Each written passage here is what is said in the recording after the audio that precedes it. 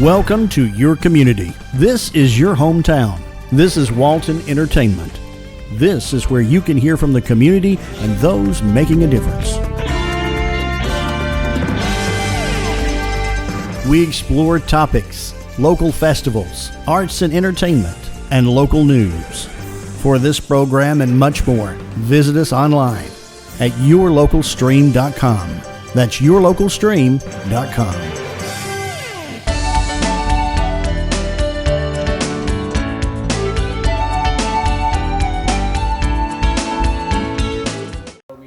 I'd like to welcome you to our beautiful historic courthouse and hope that you enjoy what you see here today, and I think you will. I have to take this moment to get in a plug for the museum, so you just have to bear with me. We're celebrating our 10th anniversary this year, and we'd love for you to come by and take a look. We're right down the street, a block and a half or so. We're going to have a lot going on, but one thing I would mention is that we have one major gallery, our Hometown Teens Gallery, which we opened in 2016, is going to close this year. We're probably going to take that down around April. So if you haven't seen that, or it's been a long time since you've seen it, you might want to drop by and take a look. We have this all the time. It's all about high schools in Monroe. We've got Monroe High School, Carver High School, the old A&M school, and George Walton. We have videos and pictures, and what happens is people come in there and they start looking and say, hey, that's me. So a lot of you are part of history, whether you know that or not. The other thing I'd like to mention is our Facebook page. We try to put as much Monroe history on that page as we can. We have about 7,500 followers, and you can learn something there, if not every day, every week. Also, when you visit our Facebook page and you comment, we learn things, so please do that. The other thing I'd like to mention is Monroe history, and just like I just said, you're it, and you're the best source that we have for history. Your family history, your church, your organizations, our archives, we have minutes and meeting minutes and scrapbooks from almost every organization in Monroe. And if you have things like that, if you're like genealogy, like Mr. Genealogy, Hugo Peters on the front row here, but if you've got family history, and let me tell you folks, when you die, your kid's going to throw it in the trash. So if you bring it to us, it won't be thrown away. It'll be archived and it'll be kept for research. So make you aware of that. We are very fortunate this afternoon to have Mr. Charles Young with us to speak to you about Buffalo Soldiers. Charles is the great-grandson of Buddy Conyers, who was not born in Monroe, but he came to Monroe at a very early age and lived his life here. And I'm going to tell you a little about Buddy, his wife Luelle, and what Buddy went through. And then I'm going to turn it over to Charles, and he's going to tell you about Buddy and about Buffalo Soldiers in general, which he does all the time. And he's traveled here from Arizona, so we're very fortunate to have him and very grateful that he took time to do that with us. I also mentioned that Charles is the great-nephew? No, nephew. Nephew of Dan Young, who was a community leader, civil rights worker, and owned Young's Funeral Home here for a long time. So he's got a lot of ties with us, and we appreciate him being here. But let's get back to Buddy. Boyd Conyers, I think, came here when he was about 4 years old from Covington, and grew up here. And now I'm unsure whether he married before he entered the Army or vice versa, but those two milestones in his life are close together. And in Buddy's words, or paraphrase of his words, he entered the Army to get an education and to better himself. And he was in the 25th Infantry, which was one of the Buffalo Soldier units at that time. And in 1906, that unit, which was, I think was 167 black soldiers, Buffalo Soldiers, they were sent to Brownsville, Texas. There was a fort there where they were bivouacked. And the problem was that there were no black citizens in Brownsville, Texas. The town was about half white and half Mexican. And there were tensions caused by that. They really didn't want those black soldiers in town. And so shortly after they arrived, an incident occurred. It was during the night, and people started firing shots. There were over 200 shots fired. One man was killed, another was injured. And it's called the Brownsville Raid or the Brownsville Affair. You can look it up on Google. It's too long of a story for me to tell it all here today, but it's very interesting.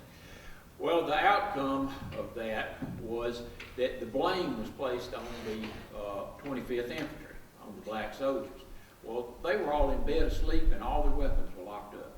There was no way they could have had anything to do with that. But that's where the blame landed. And investigations took place, and it still stayed there. It went all the way to President Theodore Roosevelt.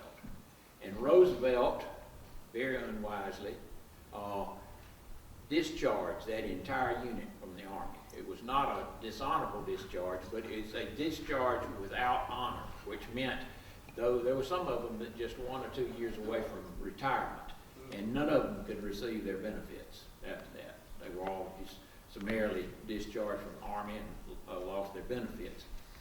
Buddy, on the night that this occurred, was on guard duty. You know, he was asleep when it happened. He was not the one walking guard, whatever, but he was on guard duty. And so it came around that they thought Buddy knew something. And they talked to him there in Brownsville when they did that investigation. And then it went further, and there was an investigation done by the government, by the Army. And then finally, Roosevelt was actually trying to back up the lie that he was, I won't say he was telling the lie, but he was supporting the lie. And he sent 2 investigators, private investigators, to Monroe to depose Buddy. And that happened right here in this building. Sheriff Claude Arnold, who had an office here, was present along with the investigators, and they talked to Buddy for several hours. And Buddy told him the same thing that he had told the other investigators before that he knew absolutely nothing. He was asleep when this happened. Well, that didn't satisfy the investigators. They went back to Washington, and they wrote a confession for Buddy. And they gave it to President Roosevelt. And it was published as Buddy's confession. Well, the people of Monroe were astounded. Sheriff Arnold, I can't quote his words, but in essence he said, "This is the biggest lie I've ever seen anybody sign their name to." And of course the investigators had signed their name. And Buddy had dozens of character witnesses, both black and white, from town, and he just knew everybody. He was a gregarious kind of fellow, and went around and he'd done just about everything as far as making a living. But and then later on, he had to go to Washington and testify before the Senate, and he did this on his own dime. He didn't get paid, he didn't get reimbursed anything. He went to Washington, he testified before the Senate, and that went on for days and weeks. His wife was pregnant with their first child. They would eventually have 8 children, I believe. And finally, Buddy was so frustrated, and he said, "Look, I've come here, paid my own way, and I've told you the truth, and I've told you all I know. My wife is at home expecting our first child, and she's not doing well, and I would love for you to just give me permission to go home." Well, about a month later, they did. But luckily, the child was born, and everything was okay there. But so if you look at this and what Buddy went through, you think, well, this man's got a chip on his shoulder. He's got a grudge. He's got this. Well, he may have, but it never showed. Buddy was an unbelievable citizen in town. Like I said, he had a dozen different jobs, but he came home, he started his own business. He was shoe shine man at Ash's Barbershop, but he also, at his own home, had a shoe business where he shined shoes, he repaired shoes, he dyed the ladies' shoes matched their evening gowns and things like that. But in addition to that, Buddy also led an orchestra that played for dances and all. And I just found out last year from our good friend Ken Mobley that Buddy managed a semi-pro baseball team. They played in a field out here on Alcovey Street. They were called the Monroe Blue Caps. And in 1929, they won the state championship in the Georgia Negro League. So a man of many talents, definitely a Renaissance man. He was an avid baseball fan. He traveled to New York at least one time to watch his Dodgers play. He loved the Dodgers, and he went to see them play in the World Series with the Yankees, I believe. But his wife, Luelle, now I think Luelle was born here in Monroe, and Luelle was a fabulous cook. She had a catering business where she was sought after by everybody in town who was having a party or anything like that. So in 1970, this book was published, and it's titled The Brownsville Raid, and this is Buddy on the front of it. But this book came out, and the whole Brownsville thing came back to the surface. An investigation was reopened in the Senate, and all of these men were exonerated. And the problem with that is that by this time, I don't think there were more than 6 of them that were still alive. So, just one. Just yeah. one. Yeah, Dorothy Willis. Yeah. So it really something to, I guess, make everybody feel better. It didn't do a lot of good. So with that background, I'm going to turn this over to Charles and let him. Wait a minute. Nixon, he got a pardon. Yeah, Nixon pardoned all of it. Yeah. Nixon was president then. He did something right. but no, like I said, in reality, it really didn't do that much good. But I'm going to turn the mic over to Charles now, and he's going to tell you a lot more. I don't know about how much more with it. How's everybody doing this afternoon? Good. Can everybody hear me? Can you hear me back there? Okay, good. Like I say, my name is Charles Young, and I'm Buddy Conyers' great-grandson, and unfortunately my cousin had married her. They got lost. Oh, no. And she is Buddy's oldest living granddaughter. She actually used to come here to Monroe and be with, as we call him, Big Daddy and Mammy, and she'd be here shortly. It was them on the phone. But anyway, as I said, my name is Charles Young. I live in Phoenix, Arizona. I have what I call a little mini ranch out there, and I've been doing Buffalo Soldier living history presentations for over 20-some years now.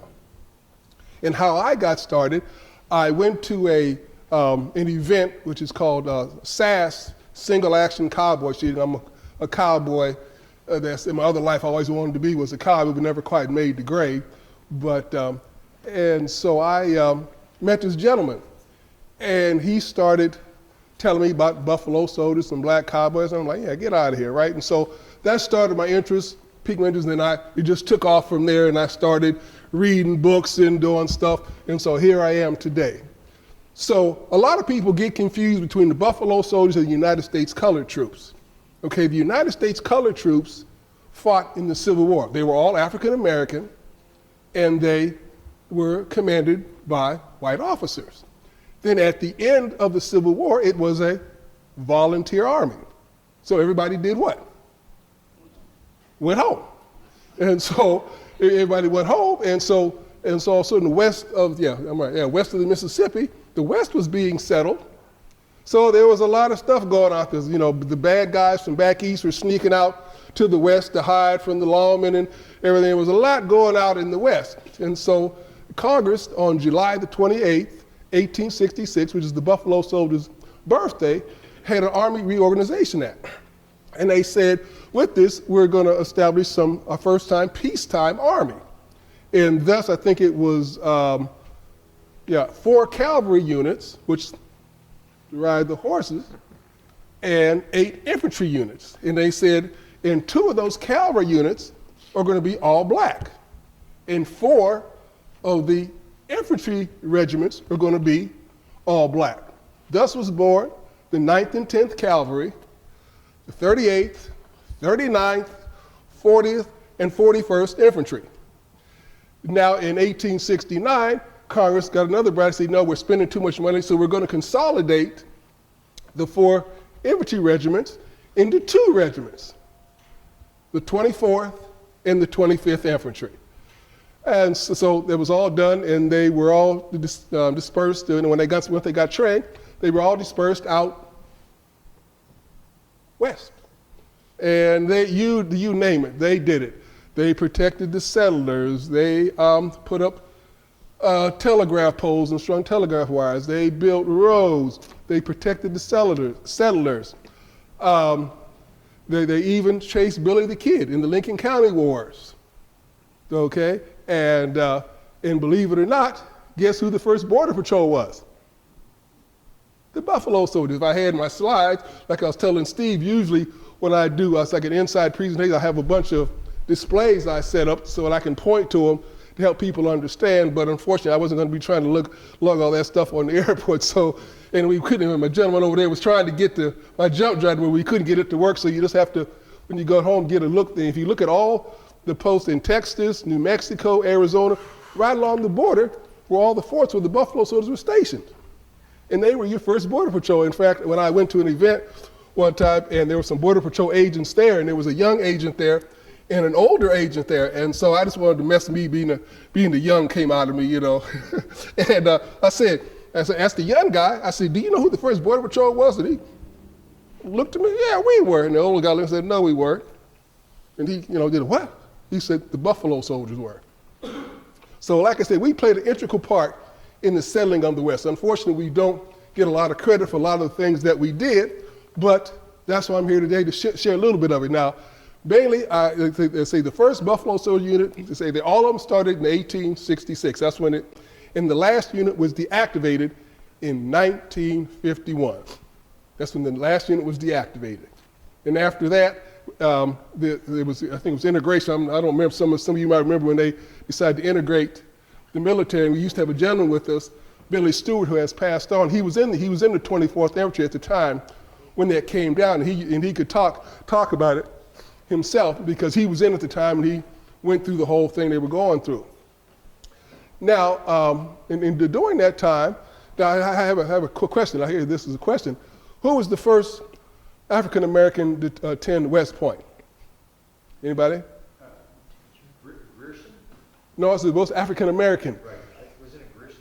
No, he was one of their commanders that embellished, that really not embellished, but embraced. Flipper. Okay, anybody else? O.C.M. Flipper, I think he's from Thomasville, Georgia. Okay, that was a trick question. Because the reason it was a trick question, I said, who was the first to attend West Point? Yeah. The first cadet, I think it was Michael Smith, I have to check my notes, and Michael Howard, and that was in 1870. Flipper was the first to graduate. He was the first to graduate in 1877. For the 4 years he was there, nobody spoke to him, and they ostracized him. They didn't do, they had had nothing to do with him. He was basically on a ship all by himself. Anytime his group was going to do something, they had to, here's my cousin finally, okay.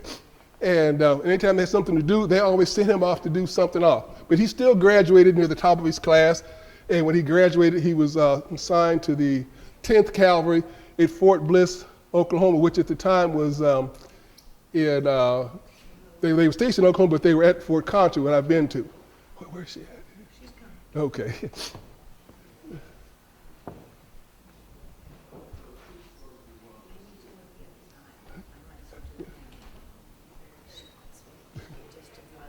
Huh?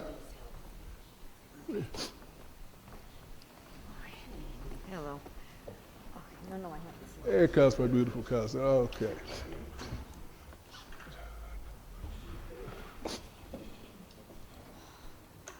Yeah, like I said, ladies and gentlemen, this here is Ms. Betsy Hardiman. She is Buddy Carnes' oldest living granddaughter right here, my cousin right here. I'm not his oldest living granddaughter. Oh, you know? I am his only living. Okay, all right, I stand corrected. That's my cousin always corrected. Okay. And okay, so where was I? Where was I talking about? Oh, I was talking about, like I say, that was a trick question that I was asking you about. Now, the second graduate was John Alexander Hanks, and the third graduate was Charles Young. I look pretty good for a couple hundred years old, don't I? and Hanks and Young were roommates while they were there. Hanks graduated in 1887, and Young graduated a couple years later, and they were roommates. When Hanks graduated, they stationed him to the 10th Cavalry also, I think it was, but unfortunately he had a heart problem and he died at a young age. And then Charles Young graduated, and he went on to have an exceptional career with the Army. And at the time that he was the highest ranking, he reached the rank of colonel, and he was the highest ranking African American at the time in the United States Army. And so what happened, he had a high blood pressure or some medical condition, and they discharged him. And so he went back to Ohio, and I think it was Wilberforce, that's not all black, yeah, Wilberforce College. He went there and taught military science, rode his horse from Ohio to Washington, D.C. to prove his fitness for duty. And then they reinstated him, and there was a war going on at the time, and him being at the rank of colonel, those of us that are in the military know that his next rank was a one-star general. Well, the Army wasn't quite ready for that. You know, they weren't quite ready for obvious reasons. They weren't quite ready for this, so they sent him things to Liberia. He contracted malaria and passed on. But at the time, he was the highest ranking African American in the Army. And also, I think about 6 months ago, he was posthumously promoted to brigadier general. Yeah, and so he was going to start, but unfortunately, he didn't get. Now, and also, the interesting thing about West Point is that I had read in the book where the horsemanship at West Point was taught by the black NCOs of the 9th and 10th Cavalry.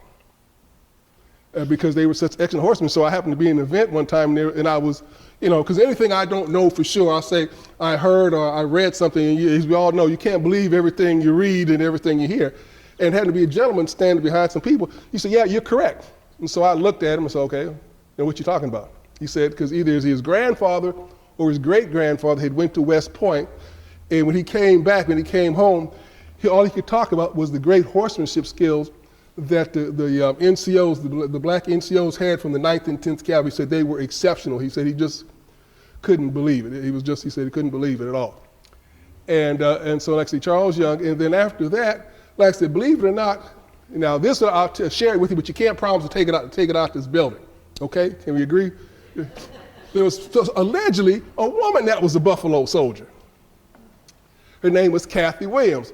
Now, about 6-7 months ago, one of my mentors, Dr. Lehner, who Steve's had the privilege to talk to on the phone, we were talking about Kathy Williams, and he was like, no. I said, well, what are you talking about, Dr. Lehner? And where the story goes, during the Civil War, the Union Army came through Missouri, and they stopped at the plantation where Kathy was a slave. And so, of course, they liberated the slaves, and she became a cook for the general there. And so once the Civil War ended, of course, the African Americans were competing with everybody else for jobs during that time. And so she disguised a situation with two of her cousins that, you know what, I'm going to join the Army. So she disguised herself as a man and signed her name as William Cathay, and her and her cousins joined the, she was in the 38th Infantry. And so as the story allegedly goes, she got sick and went to the infirmary. You guys are laughing already. Yeah, went to the infirmary. And so they go to the infirmary, so they open up her sack coat and get ready to, and go, whoa, wait a minute here. They didn't see that one coming, you know. So consequently, back in those days, women were not allowed in the military, so she was discharged because, you know, she was a woman. And then when she applied for her pension, the reason that she was, thanks, brother, but these allergies, when she applied for her pension, the reason they said she had a pre-existing medical condition, being a woman. And so as the story goes, she went to Colorado got married, and this is where the story gets sort of shaky. She got married, they had a horse ranch. Her husband ran off with the horses, and she sort of disappeared from, see, and the caveat to this story is, Kathy was actually supposed to have been a man. So that's where me and my Dr. Landler, so because Kathy, because allegedly, in the story, because nobody so far where he can find has been able to substantiate it, that it was actually a man or woman, supposedly a journalist back in the day, sort of put the story to get some context. So we don't know. So I shared it with you, but don't repeat it and say I said it. You can repeat it, but don't say I told you. Because there's some questions about that. And see what also. See what else here. Boy, like I say, there's so much. Like I say, most of the time when we talk, we deal, me and my guys that I'm with, we just talk about the Indian wars that happened in Arizona in the Southwest, because that's what was very prominent out there during the time. And that's where the Buffalo Soldiers got most of their honor from. Now, how they got their name depends on which book you read.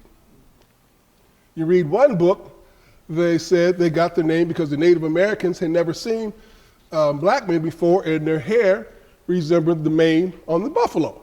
Okay, I can see that. The second theory is that the places where it gets really cold, or you guys almost made me think about that, if it gets really cold in Wyoming and places like that, they had on buffalo skin coats. And so, okay, I can see that one. And then the one that me and the fellas in my group like to embrace is that because most of these soldiers were former slaves, okay, and they were used to having little of nothing, and they were pretty doggone tough.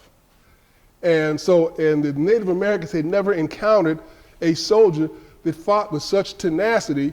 I mean, even when wounded, there's one case where a soldier was wounded in both of his legs, and he crawled 2 miles to get help for his fellow Buffalo soldiers. And he got the Medal of Honor for that. And so they had never seen, so according to what the Native Americans' theory is, that the buffalo, when it's wounded, it just keeps charging at you. I've never shot a buffalo, don't care to, so I'll take their word for it. Okay, they said a buffalo just keeps charging, keeps on coming. That's, they liken the fighting spirit of the Buffalo Soldiers. And so that's the one we like to embrace. And if you look, and it was given to the 10th Cavalry first in 1867. Because if you look at the 10th Cavalry regimental crest, guess what they have that's on the regimental crest? Right, it's a buffalo. So it was given to them first. And like I say, they just did so much. As I say, I was just sitting there trying to think of all the stuff that to share with you, because I don't want to bore you, because I don't want to see anybody nodding off or anything. And like, let's see here, what else? Is there any questions? That's a good way. Anybody have any questions that they want to throw at me to see if I can or cannot answer? Oh, no, that's not a good sign. No questions. Tell us about the uniform you have. Oh, the uniform I have on is a uniform that my great-grandfather might have worn. Okay? It's a 1906 uniform with the spats. The shoes aren't correct, but don't tell nobody. And also, the buttons aren't correct. The buttons should be the same color as my unit, the cross rifles, and they should be bronze. And I've just been too lazy to, I tried to ask my sister some of them. She said she wasn't going to do it, but I'm just lying on it. And they should be the same color, but this would be the uniform, and the hat is over there. I don't like wearing them hats, but the hat, see, I think I have it. Oh, where is the hat? Yeah, thank you, sir. Yep, yeah, this is the hat they would have worn. Oh, sharp. Yeah, this. Oh, I mean, what do you do with a younger sister? Come on, gee. And this would have been their in garrison uniform, what they call when they were on the fort or walk around the post. This is something they would have had on. Any more questions? Come on, you guys got to have. Can I get a hat like that? Yeah. I can? Yeah. Yeah. Great, I want one. Yeah, you can buy. Yeah, you just go in there and then just look it up, and you can find it all over there. But you got to get the right one, because there's two different hats that they wore. This one has a wide brim on it, and the one that they wore in the early Indian Wars had a real skinny brim. Okay, now where do I get it? You can go online and just put Indian Wars uniforms. I see. But you have to be careful, because you go on the internet, there's so many people that are selling stuff. Because one time I was on the internet, And we'll see who was listed.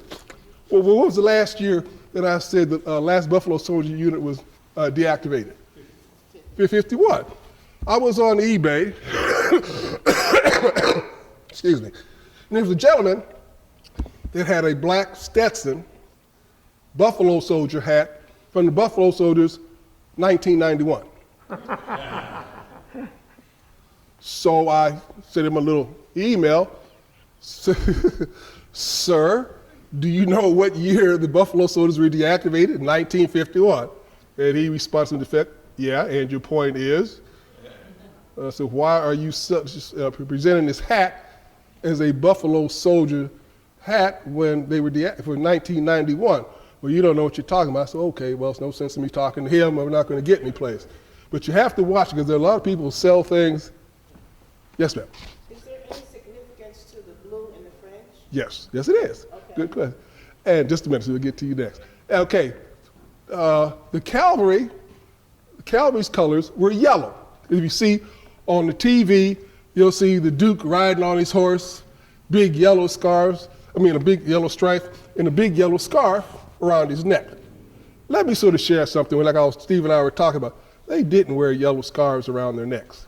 Now, can you imagine? John Wayne is wrong then, right? Yes. So if you imagine, if you're out in the middle of the Arizona desert and you're in a nice formation, sitting up on your trusty steed, and you got this big, bright yellow scarf around your neck, and you have some adversaries up in the mountains with their rifle looking down on you, that could kind of mess up your day. And they didn't wear yellow scarves, people. They didn't, and a lot of things, a lot of my buddies, and unfortunately, Steve knows my buddy Douglas Woodard was supposed to be here with me today, but unfortunately his wife passed a couple of Fridays ago, so he was unable to make it with me today. And we always talk, and it's funny, and you'll see the guys, riding their horses, firing their rifles. Trust me, I have horses myself. And trying to fire a rifle on a horse that's galloping at full speed. How many of you have been around horses? Now, would you say you could fire your rifle if your horse is galloping at full speed? So yeah, it's kind of hard to do, because I remember the first time I drew my saber on my horse, she stopped and said, she put her head down and was looking back, okay, what's going on behind my head here?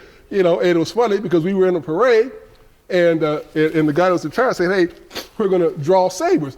And so we're like, okay, how are we going to draw sabers while we're in this parade? So he stopped us and we drew our sabers. And also, trying to draw a saber when you're at a full gallop, that's kind of challenging also, But, and the thing of it is, out west, I think the only people that really carried the sabers were the officers, because officers, I hope there's no officers in here, are there? Anybody in the military that was an officer?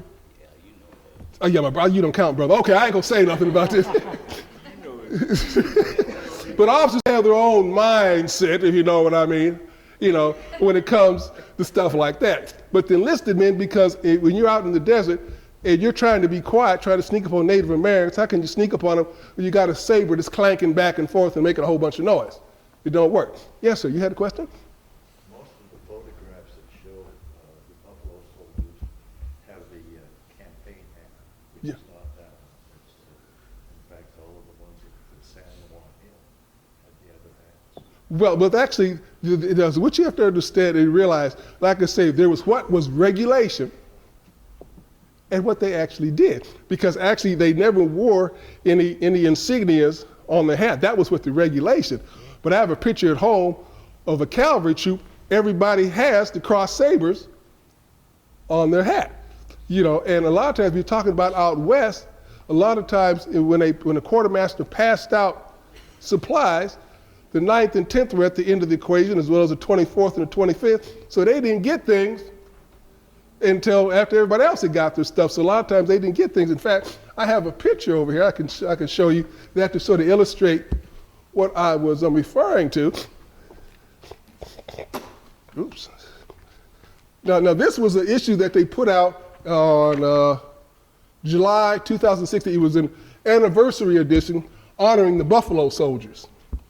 And they put out, it has quite a few great stories about the Buffalo Soldiers. And you see the hat that he has on is not a campaign hat. That's Mexican border hat. Right, and so like I said, there was what was regulation, and what was actually, what they actually, you know, because if they tore their shirt or they lost their hat getting away, they had to go to the settler on post and buy another hat, and they might not have been able to buy another regulation hat, so they got what they could get. And you can see he has and he even has his pistol that's on the opposite side. Does anybody know, any military guys know why the saber was always going to be drawn with the strong hand? Does anybody, military guys, know? I found that out in one of my trips, which was very interesting. The reason being, back in the day before there was pistols, the saber was the primary weapon to be drawn, and so therefore they put it on so to be drawn with the strong hand, and they wore the pistol on the weak side in the later years. I was, oh, that was interesting. So I didn't know. Any more questions? Come on, you guys. What happened to the horses when the regiments were disbanded? Well, a lot of the, like I said, there's a lot of theories. I haven't gotten to that. One of the guys that's a true horseman, they taught me the Army horsemanship thing. He knows, like all of us each of us had our little, a lot of them they sold to people, and because there's a young lady that one of our guys that was in the group, in fact, he saw the picture of how many seen the picture of the Buffalo Soldiers? Okay, half the guys that were in that movie were guys that are in our group. Of course, they're old and we're still walking funny now, but they were in the movie. And one of the young ladies there, one of her horses that she had was a descendant of one of the original Army horses. You know, that was, because I think when they first started out, they had Morgans, then they started crossbreeding them with quarter horses and others to get little stout animals. What do you call Insignias, yes. insignias? Oh, okay. What are they? Okay, Cross- these are cross rifles to designate the infantry. Cross sabers were for the cavalry, Okay. because that was their primary weapon. Okay. Yes, sir. So Buffalo Soldiers, when they were hurt, did they go searching down to Poncho Villa Right. from the Arizona border incursion? Yeah, right. In fact, I had the pleasure. I went down to Wilcox, and I actually got to stay in the hotel where Pancho Villa rode his horse up the stairs. Yeah, I got to be there for that. Any more questions? And also, I want to take the time to have my sisters, like you said, they were talking about Dan Young, who was my grandfather's brother, have his daughter and granddaughter, Ariel and Grace. You guys go ahead and stand with them. Oh, stand up, guys. Stand up. And have my sister stand up. Sister, stand up also. What do you do with sisters? I tell you what. So any more questions? I covered this. Yes, sir. I boggled the name of Ocean Flipper, the first one. Oh, Ocean. Yeah, Henry. Uh-huh. I think it's interesting to note that our current Secretary of Defense, Lloyd Austin, is also from Thomasville, Georgia. Okay. Yeah. And West Point class in 1970. Right. Yeah. Yeah. There's a lot of history. But in Flipper, unfortunately, does anybody? You probably know why Flipper was discharged from the military. There's what they put in the book, shall we say, and then what actually transpired. And because he was the quartermaster on a post, and they said he allegedly embezzled some money, basically, which he put the money in back. Some money was missing. He put it back himself, and I think it was Colonel Nolan was his commanding officer, and felt it was less than honorable for an officer to do such a thing, and so he was discharged from the Army, and he lived down. He stayed in Arizona. In fact, he lived. In fact, he has a niece, a great niece, that still lives there, in Arizona, and she, he spoke. Oof, I'm trying to think. How many languages did he speak? 3, 4 different languages. He was he's very well known in Arizona. Any more questions? Because now I'm really going to add a little bit. How many of you during the years have? Oops. There go my glasses again. I'll leave it. How many of you through the years have we've heard of the Lone Ranger? The Lone Ranger. Okay, now, cuz you can't answer this, cuz I know you know, because I had talked to you about it already. How many of you knew it was about a black guy?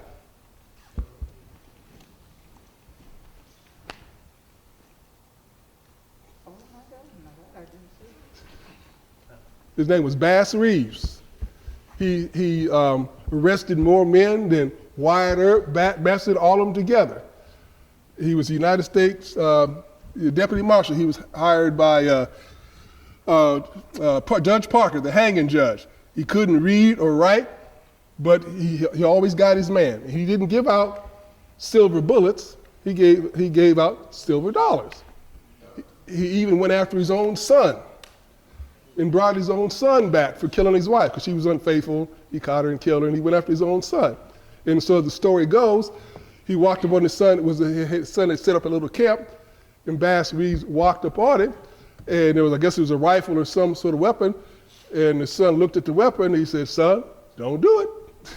And he didn't. He brought him in. He served his term in prison and came out, and was a model citizen after that. What's the story behind him? Why is he called the Lone Ranger? Well, when you find out, you let me know too. because so the theory is that a journalist came from back east, went to the Oklahoma Territorial Prison, and he was interviewing the inmates there. They were talking about this guy that wore a bunch of disguises and, to capture people, And so when he researched it a little bit further, come to find out it was Bass Reeves, who was an African American. And so the story is there wasn't too much money to be made back then about writing, about an African American. So somehow a Texas Ranger, got involved. And he did have a Native American sidekick. And in the story about Bass Reeves, he was born into slavery, and he was the property of Master Reeves. And Master Reeves had a younger son who Bass was his man Friday, his butler, so to speak, and go with you, travel wherever he went. And Bass was, they said, I think about 6'2", 6'1", 6'2", 200 pounds. He was sort of a stout gentleman. And so the younger Reeves would always like to wrestle and roughhouse with him. And so allegedly on one instance, Bass Reeves picked him up and body slammed him, and he thought he killed him. And he had an you-know-what moment. He just said, okay, this is not good. And so then he took off allegedly into the nations of Oklahoma, the Native American, and stayed there till the Emancipation Proclamation was passed. And then he said, okay, it's cool, I can come out now. And he came out, and while he was there, the Native Americans taught him how to track and do various things, which was he came out, and he got hired by Judge Roy Parker. Like I said, he couldn't read or write, but he always got his man. And even in one instance, there was this one outlaw, his name escapes me, but Bass, this guy, he had killed like eight or nine lawmen that had went after him. He just killed them all. So they sent Bass after him. Bass brought him back across the saddle. And the outlaw had so much respect for Bass and the way he conducted himself that he gave him, which as a sign of respect, I guess, back in the day, he gave him his pistol as a sign of respect. Was he well known? Is that Yeah. I mean, why did he wear the mask? Because he was... No, he didn't wear a mask. This is just what they're showing, because the Lone Ranger that we all know, he had a white horse, a high hole silver, he had the mask and so forth, but no, Bass didn't wear a mask. Well, I'm a movie buff, and I've heard that name Bass Reeves mentioned in some westerns. I've actually heard that name. Oh yeah, it's getting more people like myself to start running my mouth and talk about it, more people to research and find out about it. Yes, sir. I don't know if you know it or not, but in the movie Clint Eastwood, Hang 'em High, Yes, Judge Parker, right at the end of the movie, Bass is in there walking through, and they get him to go out with this white guy. Yeah. He's in the movie. Yeah, it's like I say, I met an elderly lady, about 8 or 9 months ago, and I like the way she put it the best. They have a tendency to sanitize things. And to get on what Steve's point was talking about on the Brownsville raid, and the reason that it was a miscarriage of justice, but the whole thing about how many have heard, all of us have heard about San Juan Hill, and Teddy Roosevelt in San Juan Hill. Well, did you know it wasn't San Juan Hill? It was Kettle Hill. And guess who saved Teddy Roosevelt's bacon? The Buffalo Soldiers. Because he was charged up the hill, and because we have ladies present, he was getting his hat brought to him, and the Buffalo Soldiers laid down fire and saved him. And he never would have made it to president if it had been for the Buffalo Soldiers. That's why it was so horrific that he did what he did, because like a lot of I think it was Senator Fornicar, I think it was that his name, Steve, brought to his attention. He said, "What are you doing?" He said, "You wouldn't be president if it hadn't been for the Buffalo Soldiers, because you were getting your hat brought to you going up Kettle Hill. They saved you, and now you're going to do this." And I have a picture for those that want to see it, because like I said, it's one of the things I had on my slide. I have the original picture that was taken. It's about this wide, and then you see the picture that we all see. We all see that that they publicized is this small. And but unfortunately, they said they sanitized history, and it is what it is, and that's why I'm here today, and hopefully I provided you a little bit of insight, a little bit of information to help you, anything to pique your interest so you can go out and find out some more stuff. Is there any more questions? Comments? Yes, sir. You may have already said, but I can't hear that well. Was the unit that Buddy was in Brownville, was it a cavalry unit? No, infantry. It was? Infantry, the 25th Infantry, what I have on here, 25th I know Infantry. they still had cavalry. Yeah. Yeah. Yep. Any more questions, comments, critiques? Oops. You know, the thing about Roosevelt too, he had George Washington Carver in the White House. Yeah. And he caught a lot of hell for that. Yeah, he did.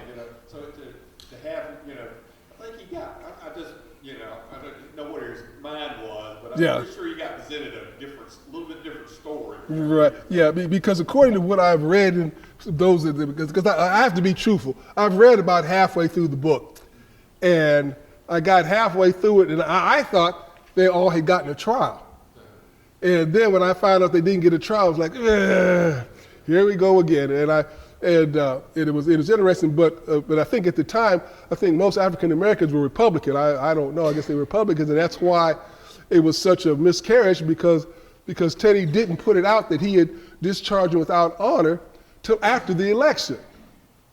And like that gentleman said, he caught a lot of flack for it, but he did what he did, and it was what it was, unfortunately. Now, cuz, you still have your poem you want to recite? Okay, my cousin would like to say a little poem that she did, so. It's not a little one, oh no. Miss Betsy Hardiman, ladies and gentlemen.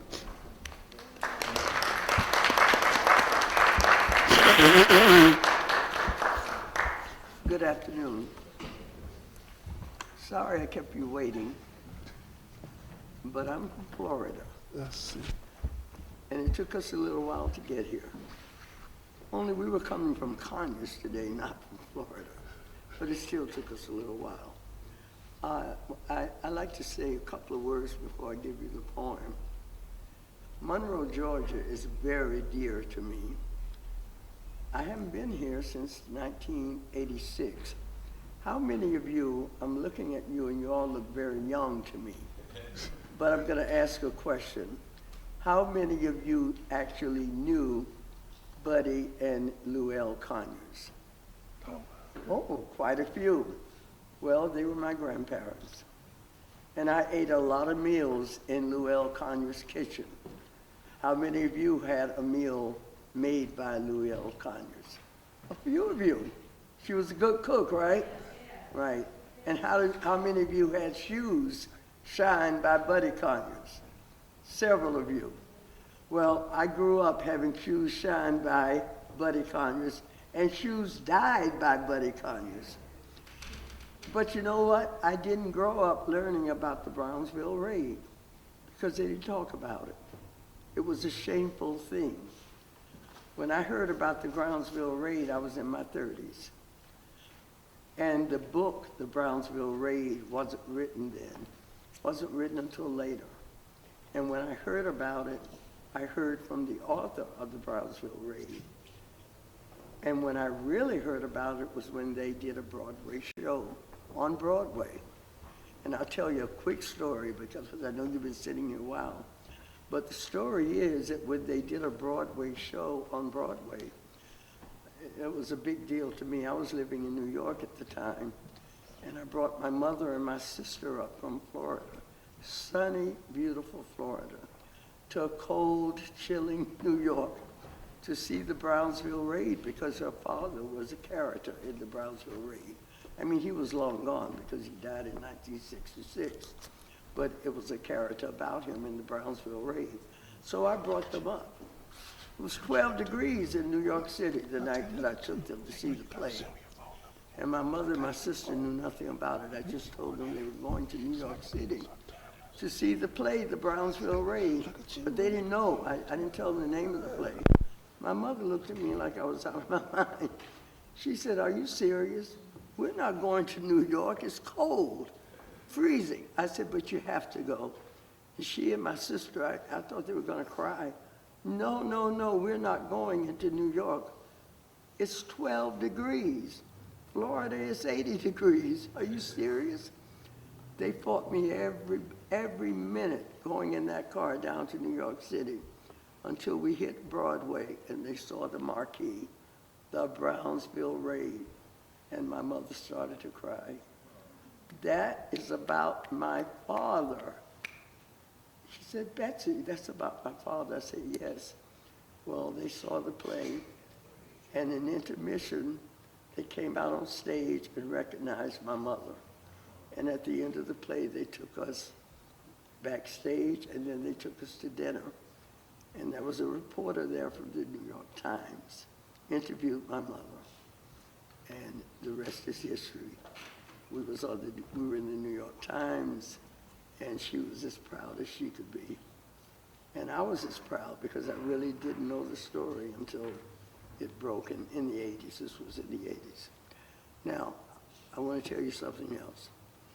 You heard him coughing. We don't have COVID. I'm recovering from bronchitis, but nothing was going to keep me from coming here today. So I really am so happy to see you guys. I got two cousins sitting out there at Dana area. Thank you so much for coming. Friend of mine, JP, where is he? Oh, behind me. JP is here from Atlanta. My dear friend Lerner came up with me from Florida. Joanne is sitting here. Now, the reason Joanne is sitting here is this poem I'm going to recite for you I learned from my mother when I was 12 years old. And I haven't recited it since I'm 12 years old. Now, I look 26, but I'm really going to be 80 in August. So I've been relearning it over the last few days, so I may miss a couple of lines. She's going to be my prompter, okay? The other thing I want to tell you is this poem, how many of you heard of Paul Laurence Dunbar?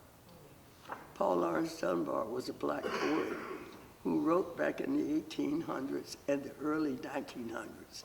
He wrote this poem about colored soldiers during the Civil War.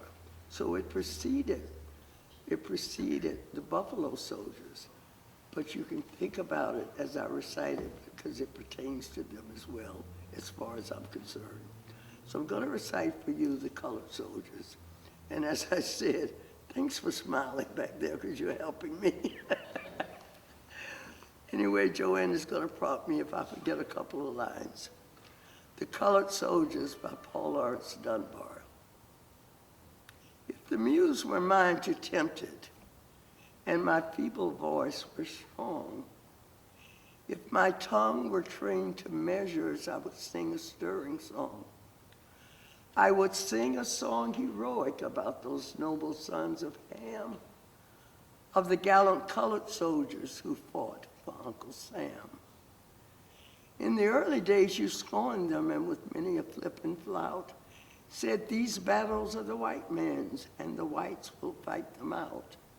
Up the hills you fought and faltered, in the vales you strove and bled, while your ears still heard the thunder of a foe's advancing tread. Then distress fell on the nation, and the flag was drooping low. Should the blood pollute your banners? No. The nation shouted no. So when war and savage triumph fell above your funeral pall, then you called the colored soldiers, and they answered to your call.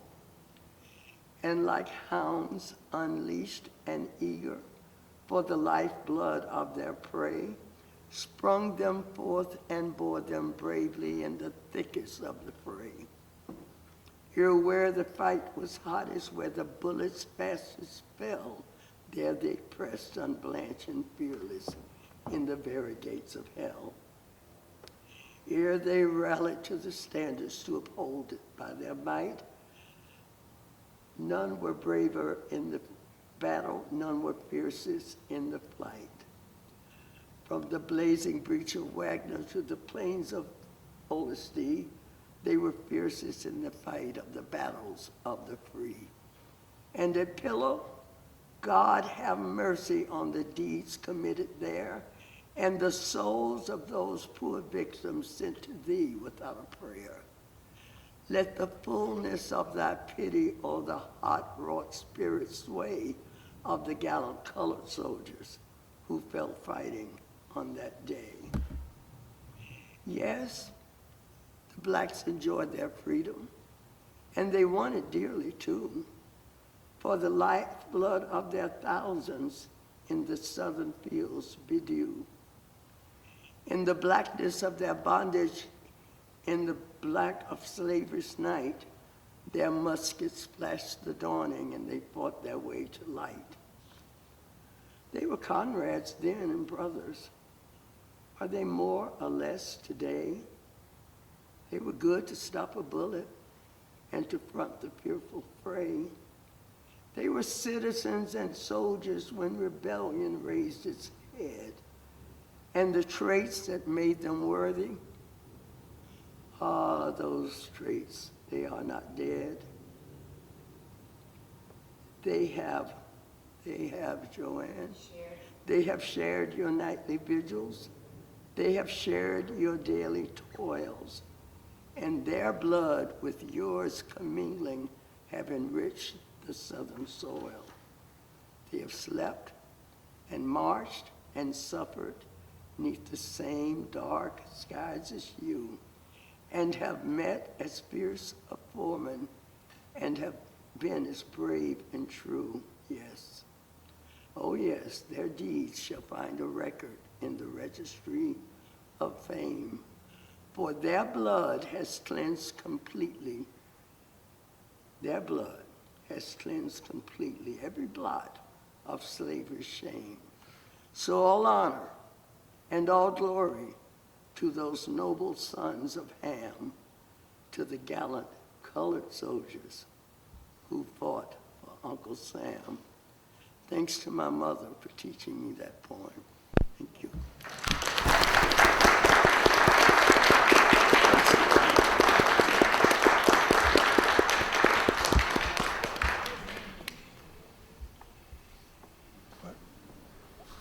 Well, I think we've really been blessed today.